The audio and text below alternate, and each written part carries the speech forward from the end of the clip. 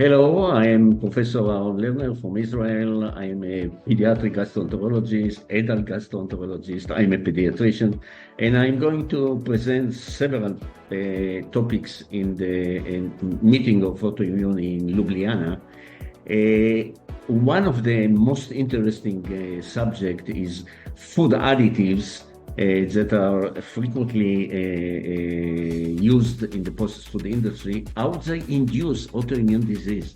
I'm going to talk about sugar, salts, organic acid, nanoparticles, gluten, and mainly about microbial transcontaminase, which is a new environmental factor that might induce autoimmune disease and other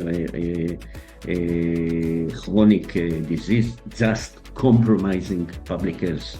I urge you to come. It will be a very interesting brainstorming congress, and there will be experts in every field, and they are going to upgrade our knowledge and have some very fruitful discussion.